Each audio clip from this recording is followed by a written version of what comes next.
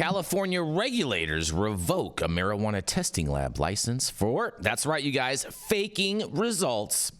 California regulators canceled the license of a marijuana testing lab that allegedly faked test results and tampered with equipment so it could offer passing test results to cannabis products potentially contaminated with dangerous pesticides and mold. That's right. Northridge-based California Cannabis Testing Labs was first discovered to have, in quotes, engaged in activity that poses a threat to public health by the State Department of Cannabis Control, the DCC, in February of 2022, according to documents obtained by MJ Biz Daily. The July 24th notice from the DCC Deputy Director Michael Chang lists 20 alleged violations uncovered at California Cannabis Testing Labs, better known as CCTL. The DCC's decision to cancel CCTL's license was first reported by Weed Week, according to the letter, and the DCC canceled the lab's provisional license and denied its application for an annual license. Alleged violations include, in quotes, deliberately faking bench sheet records for pesticides and mycotoxins, resting samples to produce false and artificially inflated levels of THC, and manipulating lab equipment to be unable to detect solvents and pesticides identified as cancer risks by the Centers for Disease Control and Prevention. CCTL's laboratory director, who was not identified in the DCC's letter, also allegedly signed a certificate of analysis for a cannabis product that reportedly no detection of the pesticide chlorofenar. I maybe murdered that, chlorofenar or something like that. But a test conducted later by the state on samples collected from the same batch found nearly 600 times the amount of chlorofer allowed under the state law, according to the DCC. CCTL's owners, listed as Roger Shavuka, Krishna Shavuka, and Melissa Mabe, did not immediately return an MJ Biz email seeking comment, and calls to the phone number listed on the lab's website went to a voicemail that was full. Well, the lab plans to fight back because under state law, CCTL can request a hearing to contest the findings. DCC spokesperson David Hafner told MJ Biz Daily that CCTL has requested an ex parte hearing regarding the status of their license. The agency plans to oppose the ex parte application and does not have any additional comment at this time, Hafner said in a emailed statement. And CCTL's license, which state records indicate was first issued back in July of 2019, was listed as canceled in a state database on Friday. And lab-tested product later recalled it's not immediately clear how many products tested by CCTL were later sold to California customers, and the letter notes 3 recalls in March and May and June of this year for cannabis products the lab had passed that were later found to be tainted with the mold Aspergillus. Mandatory recalls issued July 17th for vaporizer cartridges sold beginning last fall cited a presence of the pesticide chlorofenar, and while the July recall notices do not identify any involved labs, the DCC's letter to the owners of the CCTL note that the department initiated a commercial cannabis batch recall on July 17th of 2024 due to the presence of the pesticide chlorinifer, which the applicant inaccurately reported on the COA as non-detected. Well, and the recalls and subsequent license cancellation came at a time when the industry is facing increased concern over testing, including allegations of THC potency inflation and deliberate manipulation of test results across the industry. In a quote, they say, "We've been saying this forever," said Josh Swider, the co-founder and CEO of Infinite Chemical Analysis Labs based in the San Diego area. The DCC is doing something, he added. They're not going to allow this shit to go on anymore. And a list of the violations that they are claiming and other violations of state law alleged in Chang's letter include, you guys, that's right, sampling from over 3,000 vaporizer cartridges when the batch size listed on a COA was 9,500 units, showing a repeated pattern of non-compliant sampling for regulatory compliance products, and running tests for fungicide pantherabinazine, I'm sorry, I don't know that word, which the U.S. Environmental Protection Agency is moving to ban in such a way that it would not exceed a state action limit. Also, failing to report accurate total THC on at least 10 COAs, showing a repeated pattern of reporting inaccurate and inflated cannabinoid results. I think every lab's guilty of that, but whatever.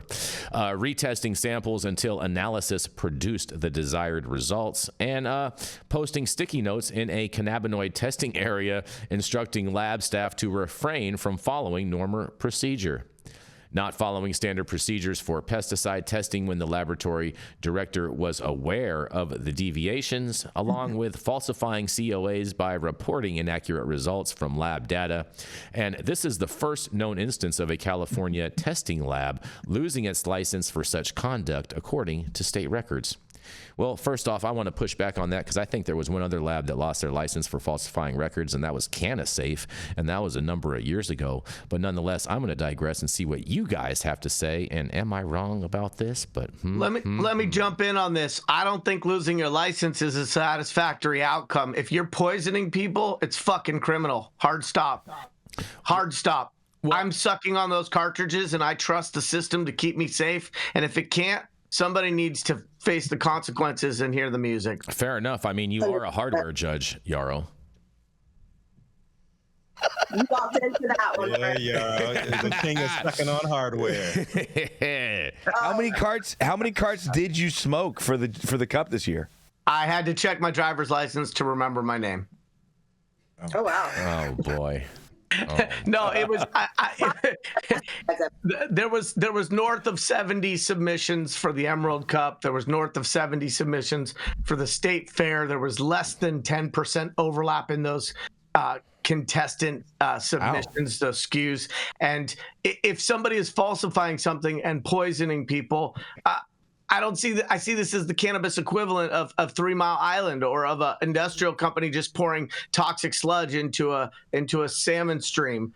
Why should these people only lose their license? The notion that there would only be civil liability for something that could injure human beings, including myself, I'd just rather take them behind the barn. Well, Yarrow, to your point, I think that there would be a separate class action lawsuit by individuals that purchased these carts being able to sue the lab for those falsifications. I don't think that would actually happen through the state. But the problem with the class action lawsuit is you have to prove damages, and no one's going to be able to take the time or money to go to some respiration specialist and show the damage that might occur 5 years from now is already occurring. And so it's a cough action lawsuit, but I think that somebody should be held criminally accountable for poisoning people on purpose. That's criminal. That's Fair not enough. civil. Fair enough. The other problem with suing a lab that's lost its license is what money are you going to recoup? Yeah, what do you go after? Well, I wonder if you could go after those individuals personally for the personal liability. I would. Yeah. They're going to file bankruptcy, and you're not going to get. I mean, like it's tough to collect on civil matters, Jason. Okay, all right. Well, don't run into me in a dark alley. Yara's going to beat your ass. I think that's better. That's little hill justice. I think that's fair. I mean, you know, you're trusted to be the voice of reason and the consumer. Like, that's why we're not just going and buying shit from whomever on whatever block, because now we're supposed to go in and find something that's safe and tested and pass all this stuff. I think that I want to see what brands, and I think that every COA that came out of that facility needs to be rechecked, which is going to be a tremendous pain in the ass for operators. But like, as you know, a retail store, how the fuck can you look your customer in the face and say, yes, this is safe? Because we don't know that now. Yeah, but at the same time, how many of these brands were complicit with CCTL and what they were doing? That's why I'm saying everything needs to be retested. Every batch that touched that facility that was sent in by operators needs to be retested, because those test results simply just aren't realistic. We can't trust them. I wish we had a lawyer on, because I'm wondering too if some of these products, if customers that purchase these brands products could actually go after the brand for releasing this product also. I don't think I'm not a lawyer, but sometimes I role play as one, and I think that could happen. I'm not a lawyer, and sometimes I co-play as one. But the reason why I don't think that can happen is these brands are counting on labs to keep their customers safe by saying, "Here's what we ran through. What does it say? Give us the results." And so I don't think a brand is responsible for getting dirty biomass if they're trusting that the system is going to prevent their company from putting that into the supply chain. Bro, I don't know. There were a lot of times that they said that they were pushing back on the brands because the brands were saying, hey, look the other way on this. Hey, look the other way on that. I mean, let's be honest, not all of these operators have the same level of scruples, right? So some of these guys are questionable things and are happy to pass that through because they don't want that loss because they just hot filled $10,000 worth of equipment, hardware. You know what I mean? They'd rather have you suck on it. They hot and just know that car. It's not going to come out for 6 months, and it's probably all sold off the shelf by then. So isn't the lab testing? Isn't the lab testing license and like maintaining like all that shit? Isn't it more expensive than any of the others? Right? It's the most expensive, the most cost intensive out of everything, right? For everything, the equipment. It's barrier to entry with all of the costs associated with lab testing. Yeah, cats like this company and whoever else is doing all this dirt and everything. I hope it was worth it, and I hope they actually made all of their money like up front because chickens are coming to roost. Motherfuckers are deep shit now. So, and I only see this happening on a much broader level, and they're making some real big examples of the first movers on this too. Oh, look at Feel that. better to just smoke flower, yo. Look at that. We got Nick Bradley back in the chat, and he says brands lab shop regularly. You do? And we all know that. Yarrow. That's facts.